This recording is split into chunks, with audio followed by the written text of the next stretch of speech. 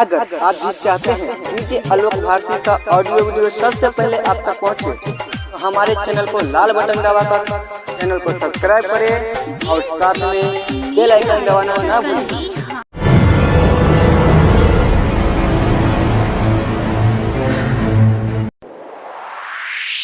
भोले बाबा बियाह करा दा, भोले बाबा बियाह करा दा, दुनु गोटे आइबा लोटे लोटे जल चढ़ाइबा। हौ भोले बाबा बियाह करा दा, भोले बाबा बियाह करा दा, भोले बाबा बियाह करा दा, दुनु गोटे आइबा लोटे लोटे जल चढ़ाइबा, लोटे लोटे जल चढ़ाइबा। सबके तू सुनाई छहा, हमारो तू सुना एक बार हो। पीस पीस का भांग हो बाबा, तोरा रोज खियाइबा, लोटे लोटे जल चढ़ाइबा, लोटे लोटे जल चढ़ाइबा। हौ भोले बाबा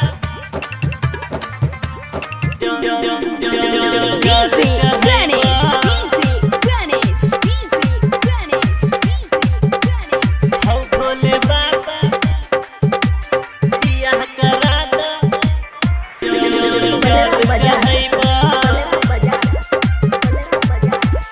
जल चढ़ाइबा। बीतल जाइ छै उमर बाबा, लगब तू केना हूँ जोगार हो।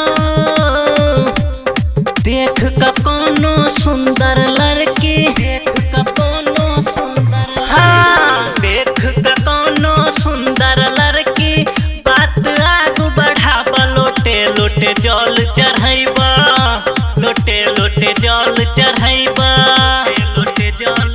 भोरे भोरे मंदिर आका बस हाथों हर चढ़ाइबा, लोटे लोटे जल चढ़ाइबा, लोटे लोटे जल चढ़ाइबा। हौ भोले बाबा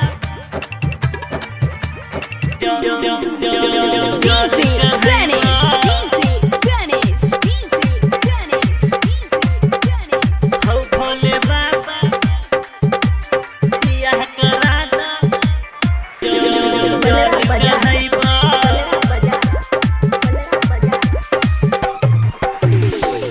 बौआ ओम प्रकाश हौ बाबा, कहै छ सुइन लै तोरा, तू ही त लगबै छहा, तू ही त लगबै छहा, तू ही त लगबै छहा, सब हाके जोरा, लोटे लोटे जल चढ़ाइबा, लोटे लोटे जल चढ़ाइबा। हौ भोले बाबा बियाह करा दा, दुनु गोटे आइबा, लोटे लोटे जल चढ़ाइबा, लोटे लोटे जल चढ़ाइबा।